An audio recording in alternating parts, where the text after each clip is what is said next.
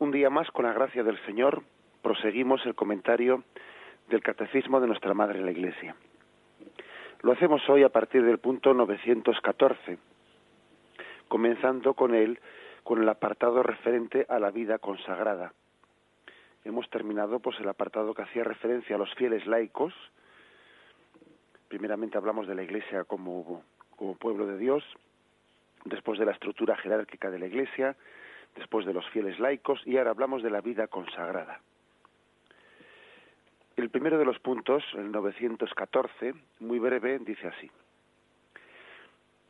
el estado de vida que consiste en la profesión de los consejos evangélicos, aunque no pertenezca a la estructura de la Iglesia, pertenece, sin embargo, sin discusión, a su vida y a su santidad.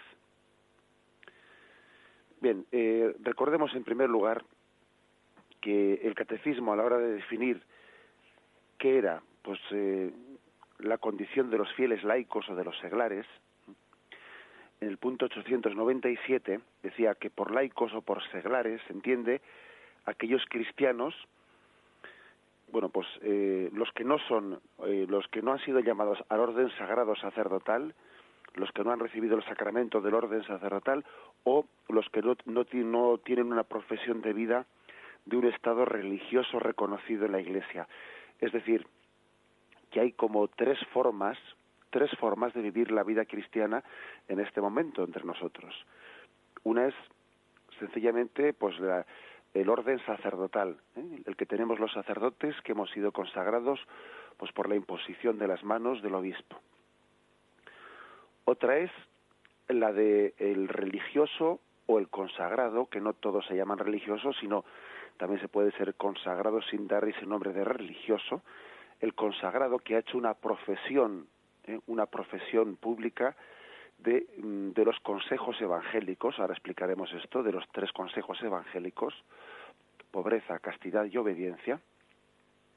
Y otra es el fiel laico, el seglar, que por el bautismo sigue esos consejos evangélicos, no en un estado de vida, sino intentando vivirlos no como estado de vida, con 3 votos o 3 promesas o 3 compromisos, sino el fiel laico que por el bautismo ha adquirido una consagración de hijo de Dios, una consagración bautismal, e intenta con el ejercicio de las virtudes vivir esos 3 consejos evangélicos.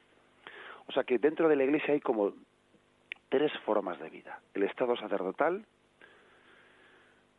la consagración sacerdotal, diríamos, ¿no?, el estado de vida consagrada con la profesión de esos 3 compromisos como estado de vida, y lo que es más común a la gran mayoría de los fieles, que es la consagración bautismal, por la que se quiere seguir a Jesucristo en esos 3 consejos evangélicos con el ejercicio de las virtudes. Ese sería como el punto de partida. La Iglesia se explica a sí misma en este momento, ¿no?, como esas 3 formas o 3 tipos de vocaciones: la sacerdotal, la vida consagrada, en el sentido de profesión, pública admitida por la Iglesia, vida consagrada, y la consagración bautismal. Bien, dicho eso, el punto 914 dice: el estado de vida que consiste en la profesión de los consejos evangélicos, aunque no pertenezca a la estructura de la Iglesia, pertenece, sin embargo, sin discusión, a su vida y a su santidad.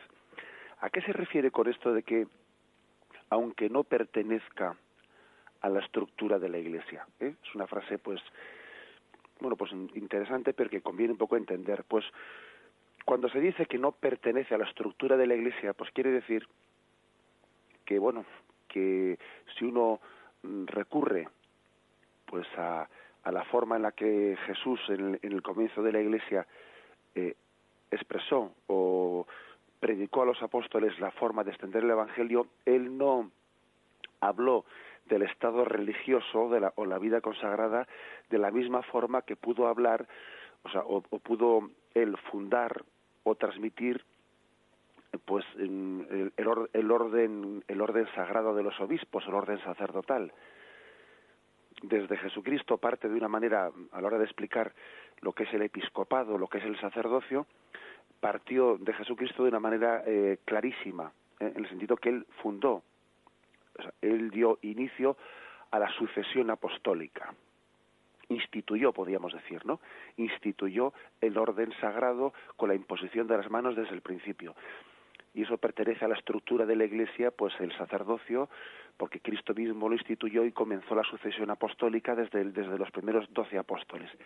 Sin embargo, eso con la vida religiosa no fue así, de esa forma, digamos, instituida por Jesucristo, ¿eh? La vida consagrada, el estado de la vida consagrada, la vida religiosa, se va poco a poco formando en la Iglesia como una forma de imitación de Jesucristo. Digamos, dicho de otra forma, que teóricamente podría, o sea, que decir esto que dice el catecismo, que no pertenece a la estructura de la Iglesia, pues que no forma parte de la esencia de la Iglesia misma, como que si la Iglesia podría existir, y de hecho existió, ¿no?, en un principio, pues solamente con los apóstoles o los primeros obispos y los fieles, sin que en aquel momento existiese, pues podríamos decir, una forma de vida consagrada, reconocida por la Iglesia como una forma de estado de consagración. Hay que tener en cuenta que hasta el siglo IV, pues no comienza lo que propiamente entendemos como vida religiosa, pues que tiene sus grandes iniciadores en Oriente con Pacomio y con Basilio, y en Occidente con San Agustín y San Benito, digamos que comenzó en el siglo IV. Por tanto, decir que no pertenece a la estructura misma de la Iglesia es, o sea, como que no es aquello que fue instituido por Jesucristo desde el principio, sino que con el paso del tiempo se fue formando dentro de la Iglesia. Ahora bien, esto no quiere decir que la vida religiosa, por el hecho de que se diga aquí que no pertenece a la estructura de la Iglesia, eso no quiere decir que sea algo superficial o algo que se han sacado de la manga, que el siglo IV San Benito o San Pacomio, San Basilio, etcétera, se lo sacasen de la manga. No es cierto, no es algo prescindible en ese sentido, sino que fue surgiendo como una consecuencia lógica del seguimiento de Jesucristo, por una imitación de la figura de Jesucristo. De hecho, algunos autores, ¿no?, para explicar por qué la vida religiosa fue formándose o conformándose, pues allá por el siglo IV, algunos dan una explicación que es muy hermosa, y es la siguiente. En los primeros siglos, la Iglesia vivía en un estado permanente de martirio, hasta la conversión de Constantino, en el momento en el que ya, digamos, se produce la paz en el Imperio Romano. El cristianismo vivió pues en un estado de permanente martirio. Hay libros de los santos padres, como por ejemplo Orígenes, etcétera, que tienen como título Exhortación al martirio. Los fieles cristianos eran continuamente exhortados al martirio, a que estuviesen dispuestos a ser fieles a la prueba del martirio, si eran detenidos, si el Imperio Romano pues les descubría en sus catacumbas, en sus momentos de persecución, ¿no? Hubo tantísimas persecuciones como las de Diocleciano y otras, ¿no?, pues muy cruentas contra los cristianos. Y el martirio, la vocación martirial, que parece que en aquel momento, en esos 3 primeros siglos, se vivía de una manera muy cruda, la vocación martirial mantenía el espíritu de la consagración bautismal que tienen todos los cristianos, la mantenía viva. Los mártires para los cristianos, eran aquellos que mantenían pura en todo su esplendor la llamada de Cristo en el bautismo, ¿no?, a ser de Dios, a testimoniar ante el mundo la primacía del reino de Dios. Buscad primero el reino de Dios y lo demás se os dará por añadidura. Eso lo testimoniaba un mártir por encima de todo, ¿no? Bien, y en el momento en que termina termina la persecución, por lo menos, bueno, persecución siempre ha existido, ¿verdad? Pero el momento que se hace la paz en el Imperio Romano, el Imperio Romano se hace cristiano, oficialmente cristiano, y terminan las persecuciones, también entró el peligro de la relajación. Hay que darse cuenta que la persecución es muy dolorosa, pero también es muy providencial muchas veces, porque mantiene encendido la tensión hacia la santidad. Exhortación al martirio, como dice esa obra de Orígenes. Pues bien, cuando entró la relajación, cuando entró ese peligro de acomodarse, ¿no? Ese peligro de mediocridad, porque había desaparecido el martirio casi como estado de vida, ¿no? Es entonces cuando se va formando de una manera organizada en la Iglesia la vida religiosa. ¿Por qué? Porque esa vida religiosa organizada quiere continuar la llama del martirio, quiere seguir siendo una luz encendida que mantenga una tensión hacia la santidad, una llamada de atención frente al peligro de adocenamiento, ¿no? De aburguesamiento, frente al peligro de bajar el nivel, ¿no? De tensión hacia la santidad, una vez que la persecución martirial pues ya había concluido. Quizás sea una explicación de por qué la vida religiosa surgió en ese momento, justamente al terminar las persecuciones. Bueno, cuando digo surgió hay que decir que se formó o se conformó formalmente dentro de la Iglesia, de una manera reconocida, de una manera institucionalizada. De hecho, fijaros que litúrgicamente hay algo hermoso también, y es que el día 25 de diciembre celebramos la Natividad del Señor. Y luego hay tres fiestas que siguen a esta fiesta que la liturgia romana las celebró el 26 de diciembre, es el martirio de San Esteban, el primer mártir. El día 27 es San Juan evangelista, el apóstol San Juan, y el día 28 los santos inocentes. La liturgia cristiana dice que el motivo de que estas tres fiestas estén puestas después del día de Navidad es que se les llama los comites Christi, es decir, los acompañantes de Cristo, los frutos de el nacimiento de Cristo, los frutos de la vida de Cristo, de su encarnación en el mundo. El primer fruto del nacimiento de Cristo fue el martirio. Por eso se celebra el día 26 el martirio de San Esteban, el primer mártir. El segundo fruto de la vida de Cristo es la virginidad, lo que podríamos entender nosotros por vida consagrada, ¿no? Y San Juan es el apóstol virgen. El primer fruto fue el martirio, el segundo fruto es la virginidad, y el tercer fruto, el día 28, es la inocencia. Cristo nos hace inocentes, ¿no? Nos hace inocentes ante Dios, bien sea por el martirio, bien sea también por ese estado de la vida consagrada, por la virginidad, o bien sea por el ejercicio de las virtudes cristianas de todo consagrado por el bautismo. A esto se le llama, ¿no?, los comites Christi, los frutos del nacimiento de Cristo. Igual nos ha podido parecer raro que se celebre al día siguiente del día de Navidad, pues el martirio de San Esteban. Uno dice que qué raro, ¿no?, al día siguiente del día del día de Navidad, o al día siguiente, el 27, San Juan, o el día 28, los santos inocentes, se entiende más, ¿no?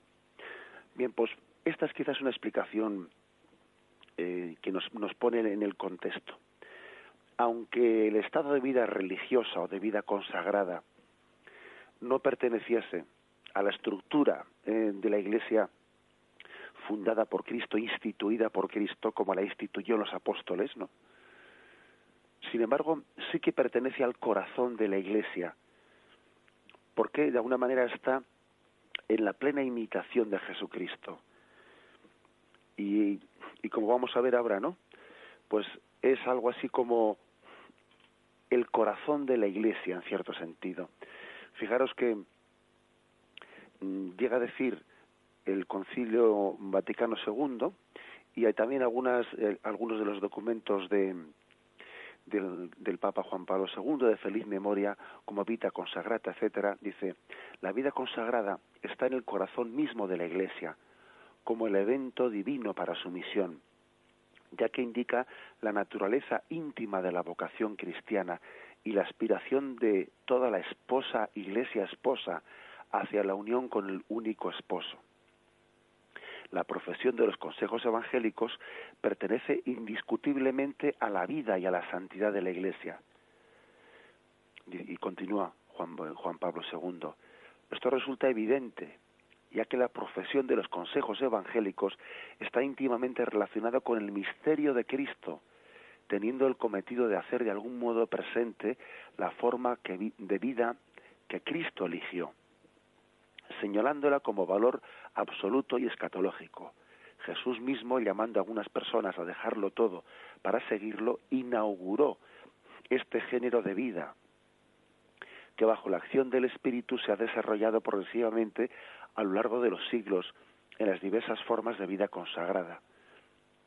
El concepto de una Iglesia formada únicamente por ministros sagrados y laicos no corresponde, por tanto, a las intenciones de su divino fundador, tal y como resulta de los evangelios y de los demás escritos neotestamentarios. Es decir, ¿quién fue el que inició la vida consagrada o la vida religiosa? San Basilio, San Benito, San Pacomio. Aquí responde Juan Pablo II, ¿no?, en ese texto de la vida consagrada. No, el que la inició fue Jesucristo.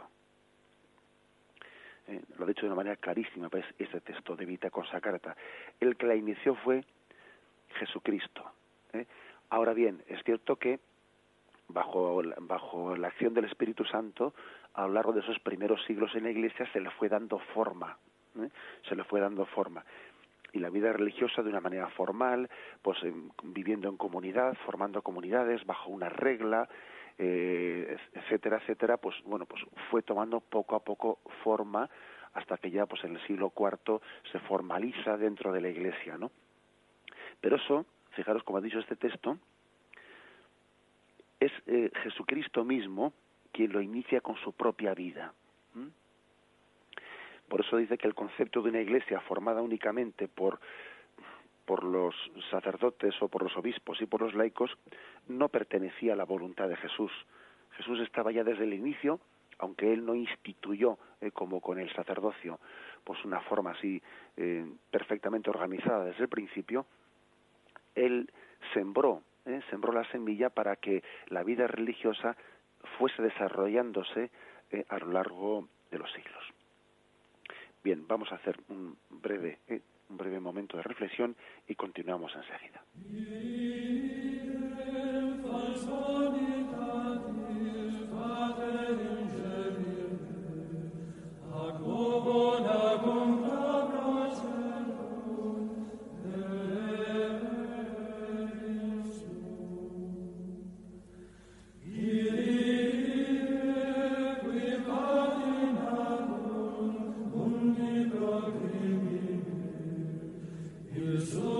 Salvare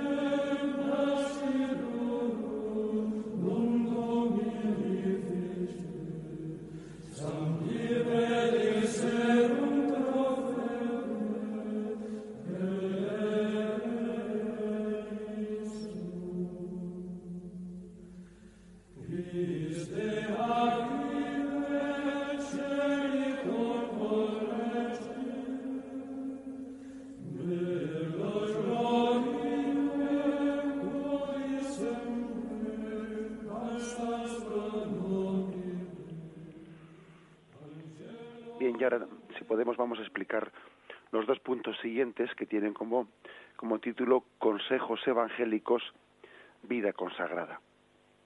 El punto 915 dice así: los consejos evangélicos están propuestos en su multiplicidad a todos los discípulos de Cristo.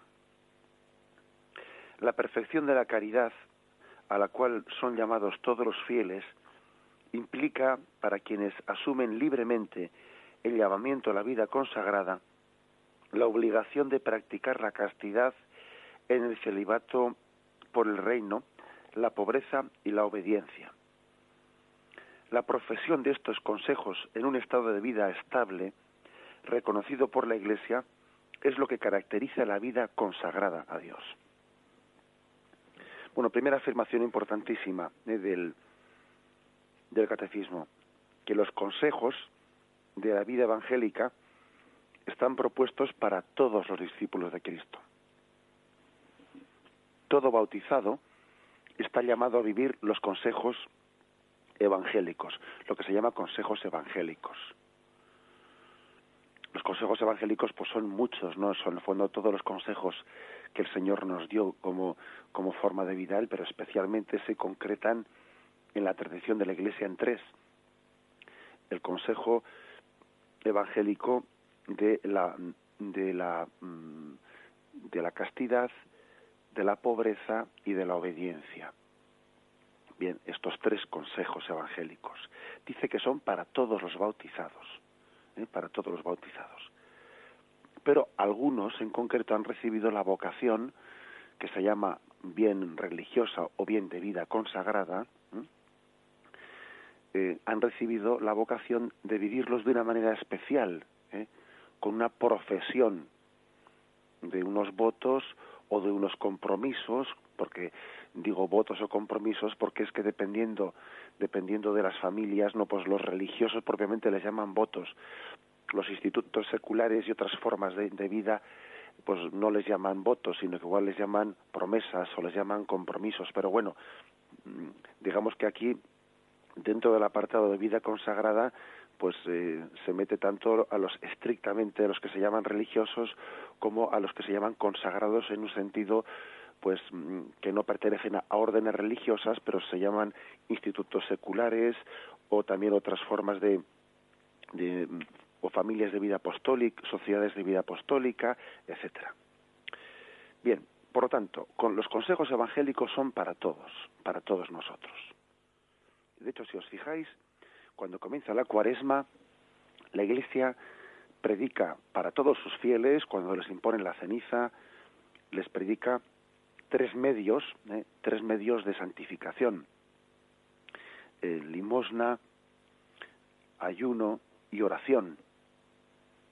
Y les está dando con ello unos instrumentos para vivir los tres consejos evangélicos.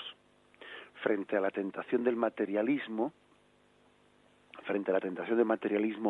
que Jesús mismo en el desierto, ¿no?, pues padeció como tentación de Satanás, todo esto te daré. Le llevó a un monte desde el que se veían todos los reinos del mundo, ¿no? Y Jesús fue tentado diciendo: todo esto te daré si postrado me adoras. Pues fijaros que ese consejo Jesús hizo frente, ¿no?, a aquella tentación de Satanás del materialismo, y la Iglesia predica la limosna. Predica la limosna frente al materialismo, el desprendimiento generoso de nuestros bienes.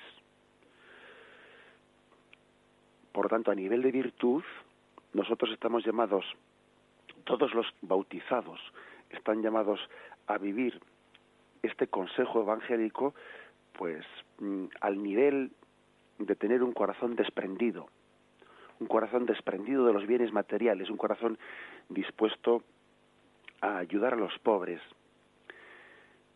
En la vida religiosa consagrada, esto no es que sea únicamente una virtud, es que debe de ser un estado de vida mediante una promesa, mediante un voto de pobreza.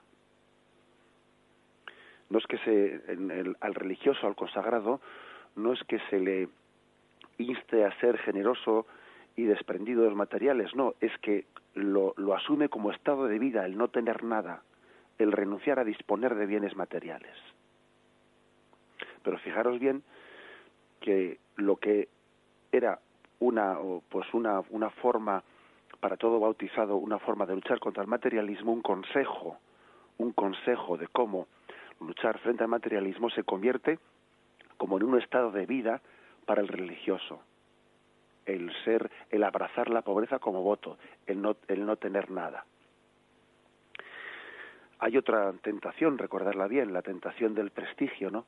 Satanás lleva a Jesús a lo alto del alero del templo y le dice: tírate de aquí abajo, los ángeles te cogerán y bajarás y entrarás en Jerusalén descendido por los ángeles desde el alero del templo, ¿no? Satanás le está tentando a Jesucristo de una tentación de prestigio, ¿no? De una entrada triunfal, gloriosa en Jerusalén, pues bajado por los ángeles.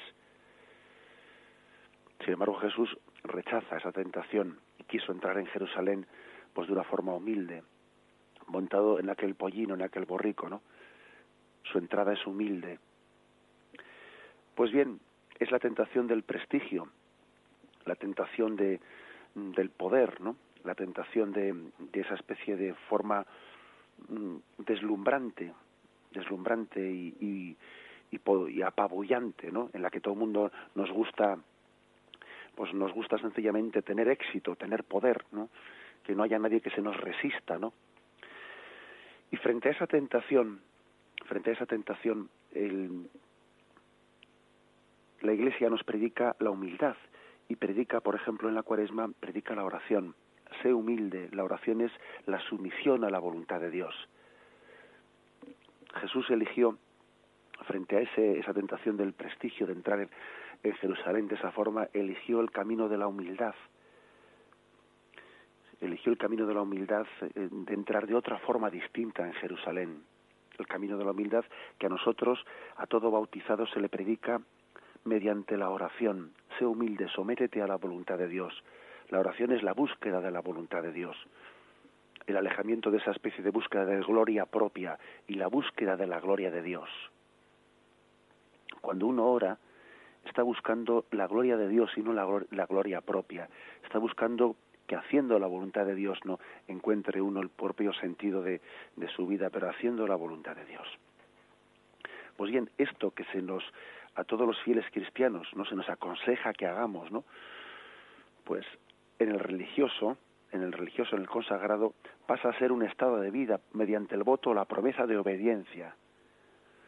Se somete en un voto, en una promesa de obediencia a un superior, a un responsable, de manera que busca hacer la voluntad de Dios mediante ese voto de obediencia a un superior, mediante esa promesa de obediencia, ¿no?, a un responsable dentro de esa estructura de vida consagrada de la Iglesia.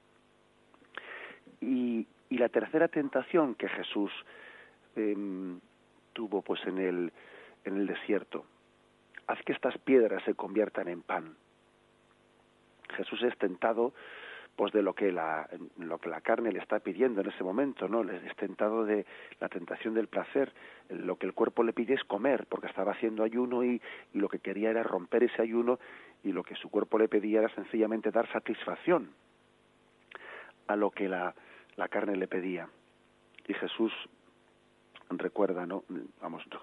Jesús rechaza esa tentación diciendo: no solo de pan vive el hombre. Es decir, no solamente en el hombre no solamente hay un cuerpo, hay también un alma. No solamente hay que dar satisfacción a lo que el cuerpo pide, por encima de ello tenemos un alma espiritual que debe de prevalecer, ¿no?, sobre lo que la carne nos pide. Y bien, y por lo tanto la Iglesia a todos los bautizados les da el consejo del ayuno o la mortificación, el sacrificio, una forma de alguna manera de imitar a Jesucristo, de cómo en el desierto él rechazó la tentación de convertir aquellas piedras en panes. No solo de pan vive el hombre, no solamente el hombre no debe de priorizar en su vida eso que pide nuestra carne, debe de tener la prioridad el espíritu sobre la carne, y por eso el hombre está llamado a ayunar, a hacer sacrificio, pues para testimoniar mediante esa forma de vida, mediante ese consejo evangélico, pues que tenemos que hacer frente a esa tentación. Y los religiosos o los consagrados lo hacen, esa lucha contra la carne lo hacen mediante un voto, mediante una promesa, que es el voto de virginidad, el voto de castidad, testimoniando de esa forma la prioridad del espíritu sobre la carne. Es decir, que todos estamos llamados a vivir los consejos evangélicos. Los cristianos bautizados mediante el ejercicio de las virtudes. Y esas virtudes se ejercitan, pues tal y como la Iglesia nos predica, ¿no? Especialmente en Cuaresma, esas virtudes se ejercitan pues por la generosidad de la limosna, haciéndonos pobres de esta forma en espíritu. También se ejercitan por la oración, haciéndonos humildes, y también se ejercitan por el ayuno y el sacrificio, haciéndonos sacrificados, ¿no? Y mortificando a la carne. Bien, pues esos consejos evangélicos son los que los religiosos, los que los consagrados, en una forma, en un estado de vida especial, en un estado de perfección cristiana que llama también, ¿no? Pues la Iglesia, profesan de una manera estable, como una forma de vida, en los tres votos o en los tres compromisos de consagración, que son pues pobreza, castidad y obediencia. Lo que para todo el bautizado es pues un consejo de cómo luchar contra las tentaciones, para ellos no es que sea solo un consejo en el sentido de mediante virtud luchar, sino mediante estado permanente de vida. Bien, esta es quizás la explicación, lo que podríamos resumir, ¿no?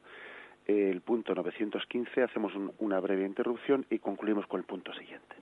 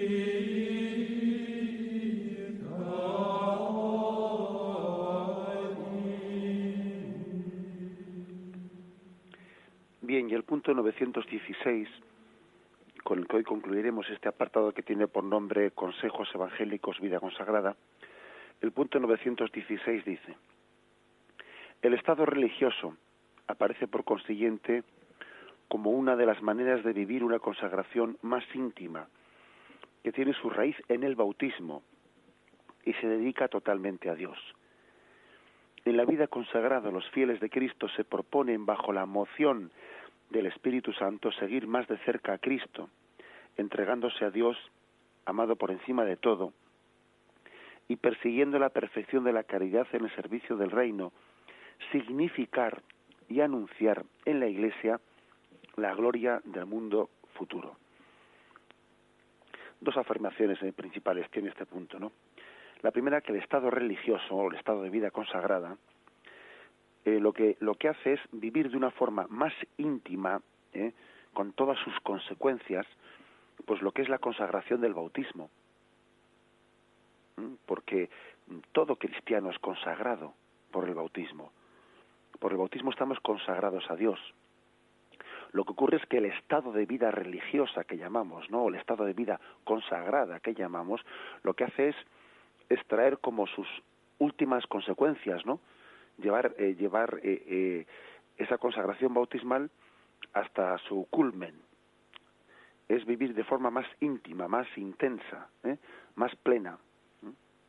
Llevarlo a un estado de vida en el que se saquen todas las consecuencias. Pero fijaros bien que en el fondo es vivir en plena intensidad la consagración bautismal. Pero no es otra cosa distinta, porque hay que entender que aquí la consagración principal que tenemos todos es la bautismal. No es que los religiosos o los consagrados, ¿no?, se hayan sacado de la manga otra consagración distinta de la bautismal. No. Su consagración lo que hace es reafirmar la consagración bautismal. No es añadir otra cosa ajena, otra cosa distinta. No. Bien, vamos por lo tanto, a caer en cuenta de este aspecto, que lo que hacen ellos es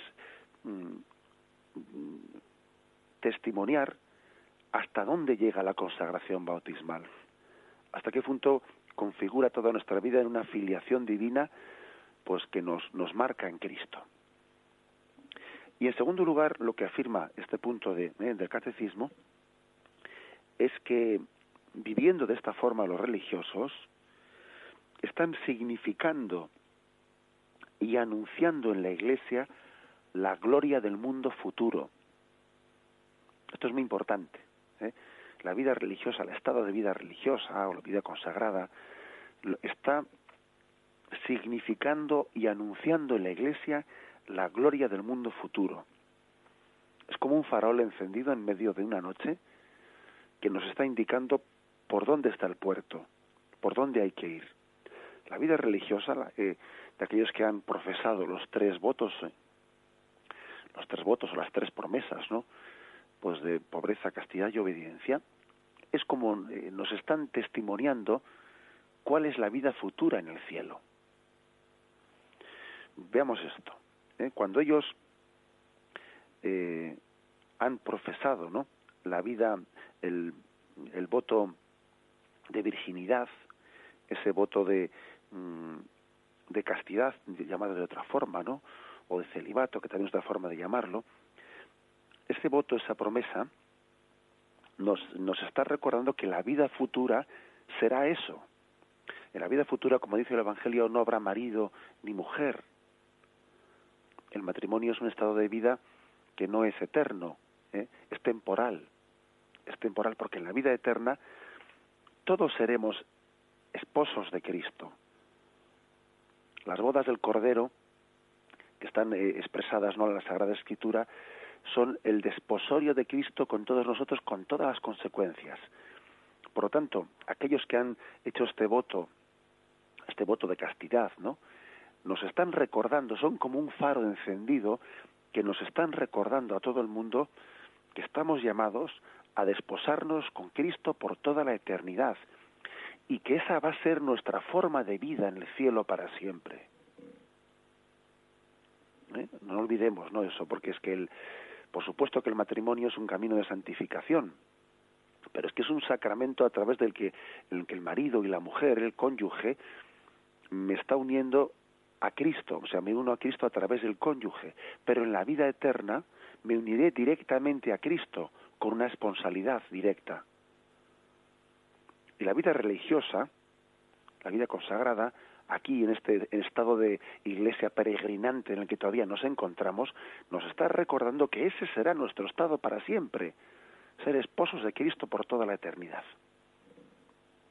En segundo lugar, con respecto a la pobreza, bueno, pues todos los bautizados estamos llamados a utilizar los bienes materiales que Dios ha creado para que los utilicemos bien, con un corazón desprendido. Como dice San Pablo, estamos llamados a tener como si no tuviésemos, a poseer como si no poseyésemos, a utilizar los bienes materiales, pero con un corazón libre.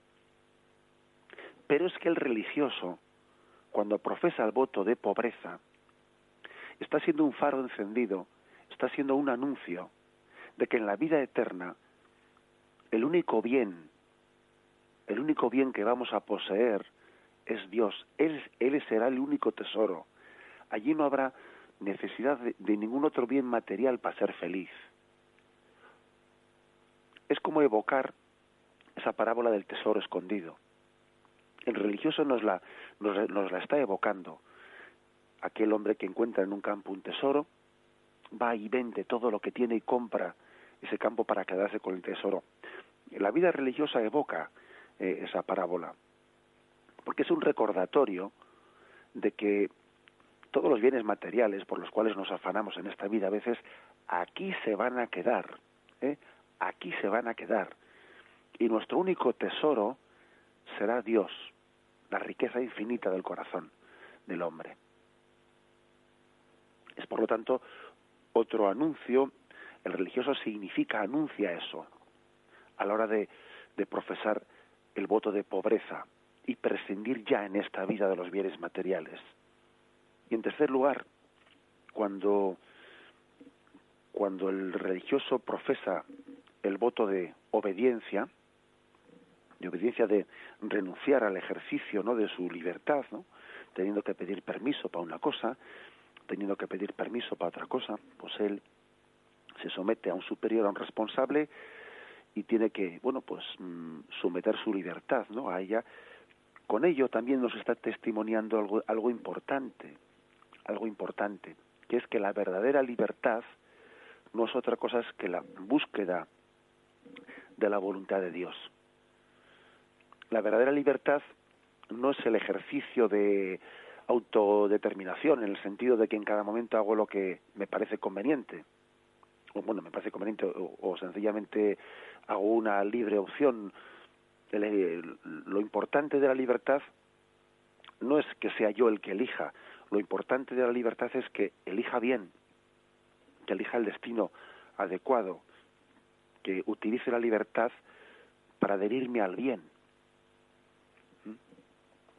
En el fondo los religiosos nos están recordando, son el faro encendido que nos recuerdan cuál es el verdadero concepto de libertad. La verdadera libertad no es elegir una cosa o su contraria. La verdadera libertad no es poder pecar o no pecar. La verdadera libertad es la capacidad de optar por el bien. Fijaros que en el cielo seremos plenamente libres y allí no podremos pecar. Será imposible pecar en el cielo viendo a Dios, imposible. Y seremos plenamente libres.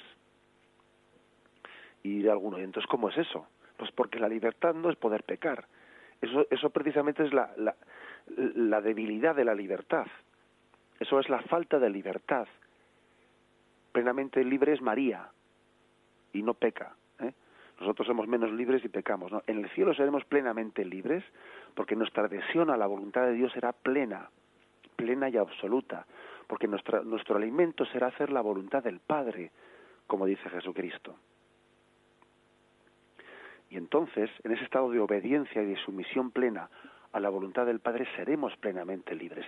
Eso los religiosos lo testimonian ya en esta vida por el voto de obediencia, renunciando a su propia voluntad, y mediante la obediencia buscando la voluntad del Padre por encima de todo.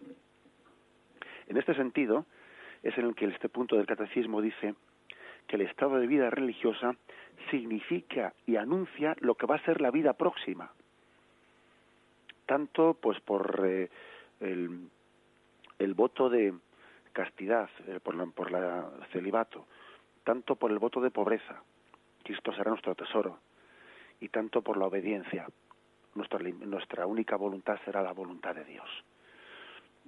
Bien, dejamos aquí el comentario de estos 3 primeros puntos de la vida consagrada.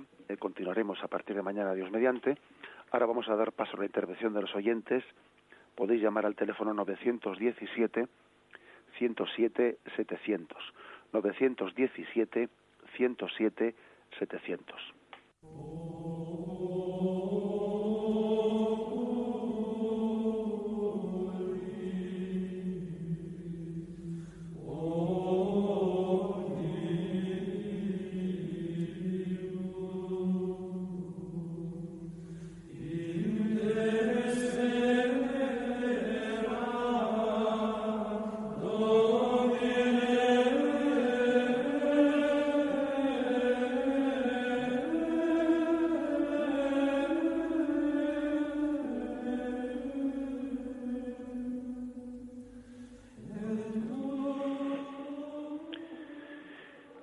Buenos días, ¿con quién hablamos? María Luisa. Buenos días, María Luisa. Mire, yo quisiera decir, he entendido que en los institutos seculares se hace la consagración a Dios mediante juramento o promesa. Y yo parece que recuerdo que según la Carta Magna de los institutos seculares, la Provida Mater Ecclesia, se hace también esa consagración a Dios, incluso lo pone en primer lugar, mediante voto, juramento o promesa, emitiéndose los 3 votos de castidad, pobreza y obediencia. Eso una cosa. Y segundo, una pregunta. ¿No se podría situar el inicio de la vida consagrada en los primeros tiempos del cristianismo con la consagración de vírgenes, esa bonita ceremonia de las vírgenes consagradas? Nada más. Bien. La verdad es que en el punto 928, que dentro de poco nos va a llegar, se habla de los distintos institutos seculares.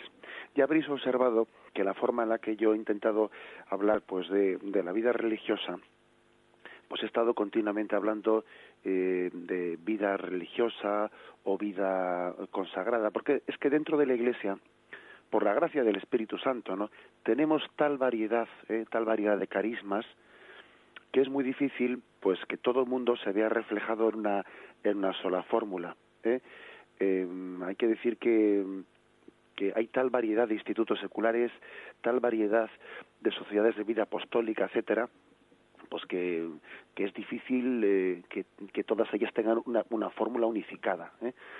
Pero hay que decir que sí, pues que los institutos de vida seculares están expresados dentro del apartado de vida consagrada, y dentro del apartado de vida consagrada está la vida eremítica, las vírgenes consagradas, la vida religiosa, los institutos seculares, las sociedades de vida apostólica. Todas ellas están recogidas dentro de eso que llamamos vida consagrada, formalmente reconocida por la Iglesia, por la profesión pública y reconocida por la Iglesia de esos 3 compromisos de pobreza, castidad y obediencia. Algunos le llaman votos, otros le llaman pues compromisos o promesas. Bien, en eso no vamos a entrar porque cada instituto muchas veces y cada congregación le tiene su matiz, pero lo importante pues es la esencia. Con respecto a lo que pregunta el oyente de si no se puede buscar los orígenes, pues la verdad es que sí. Y el caso es que ese texto que antes he leído yo, ese texto que he leído de vida consagrada, Casa Creta, en el punto 29, dice: Jesús mismo, llamando a algunas personas a dejarlo todo para seguirlo, inauguró este género de vida. Es decir, si es Jesús mismo el que inauguró el género de vida, pues de vida religiosa, sin duda alguna esas vírgenes de las que también se nos habla, pues en el Nuevo Testamento, eran ya una primera forma de esa vida religiosa. Otra cosa es que después que no tuviese dentro de la Iglesia un reconocimiento formal, como después ya en el siglo IV se hizo, pues en torno a las reglas pues bendecidas por la Iglesia, la regla de San Benito, etcétera, pero sin duda alguna era ya un comienzo que se estaba asimilando a ello, como podemos ver mañana. Adelante, damos paso al siguiente oyente. Sí, buenos días. Sí, muy buenos días. Llamo Carlos de Madrid. Buenos días, Carlos. Y bueno, yo pertenezco al Camino Tribunal y ahora mismo estoy barriendo, estoy en la zona centro, y que tenía 2 preguntas referentes pues, a la castidad, ¿no? Entonces, una persona consagrada a Dios en castidad, con su virginidad, estará en el cielo en nuestro estado distinto a otra persona que, bueno, que ya de pecado no se ha consagrado a Dios y que luego, pues ha hecho, pues hasta que se ha convertido, pues ha llevado una vida de pecado y tal, ¿no? Entonces, si en el Evangelio dice que el reino de los cielos se parece al que dio el trabajo a primera hora, luego y tal, y que luego, si al fin y al cabo, el reino es el mismo a todos, es una pregunta que yo tengo una duda. Y la segunda, pues yo estuve en una boda y dijo al sacerdote, estoy un poco nervioso, de que el que se casa, pues, aparte de estar con su mujer, pues luego estará en la intimidad también con su mujer en el estado de gracia o de reino en la vida eterna con Dios. Entonces, como ha dicho usted, que el estado de matrimonio en la otra vida no existe o no estará como la intimidad que tiene el marido con la mujer en esta vida. Nada más. Bien, muy bien, pues adelante. tú continúa con tu labor de seguir barriendo un poco, mientras que nosotros intentamos contestarte. Bueno, vamos a ver. Pues fíjate, yo te diría que hay que entender que, con respecto a la segunda pregunta primero, a veces algunas personas preguntan, bueno, y yo entonces en la otra vida no voy a no voy a tener el gozo de ver a mi esposa o a mi esposo. Por supuesto, que la vida eterna también tendremos el gozo de que todo el cuerpo místico unido gozaremos también, ¿no?, entre nosotros, pero eso no quiere decir que uno tenga necesidad de su marido, ¿no?, o de su esposa, como tiene necesidad en él para recibir la felicidad en esta vida. Dios ha querido que el marido y la mujer tengan una necesidad de recibir el afecto de Dios a través del marido y a través de la mujer en esta vida. En el cielo, en el estado de vida eterna, Dios llena directamente los corazones de los hombres. Hay una responsabilidad directa con Dios. Que uno puede tener también en el cielo, pues lo que podríamos decir, una felicidad, pues digamos añadida, todavía accidental, pero añadida de poder ver a sus seres queridos, de acuerdo, pero no es a través de ahí donde recibe esencialmente su felicidad plena. Su felicidad plena la recibe directamente de Dios. Eso creo que es de una parte. En segundo lugar, la comparación que haces de esa parábola de que algunos fueron llamados a primera hora y otros a última hora, etcétera, yo no creo que sea correcto aplicarla a esto que estamos explicando ahora. No es que los religiosos fueron los llamados a primera hora y a última hora los que fueron llamados a la jornada a última hora han sido los casados, que también no, yo creo que esa comparación es incorrecta porque está más referida a la conversión, a los pecadores que se convirtieron a última hora y sin embargo fueron llamados y admitidos a trabajar como jornaleros, ¿no?, en el reino de Dios. La comparación de esa parábola yo creo que aquí no es correcta. No es correcta porque parecería como que el matrimonio es una vocación pues de segunda categoría, que son los llamados a última hora a ser esposos de Jesucristo. No.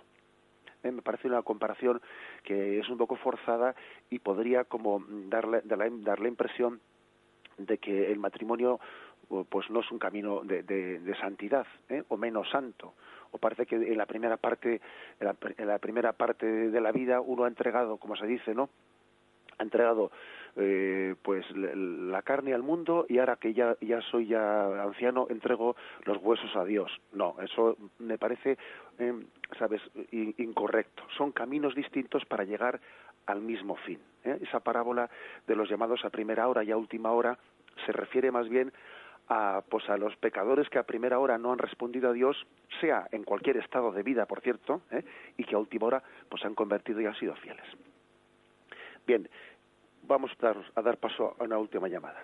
¿Con quién hablamos? Buenos días, soy Pilar de Santander. Muy buenos días, Pilar. Buenos días. Bueno, pues entonces yo estoy pensando ahora en los sacerdotes, que he oído por muchos sitios que si me quiero casar, que si se separan, que si no se separan, que si lo dejo, que si voy con una mujer. Entonces, a mí me parece que no están enamorados.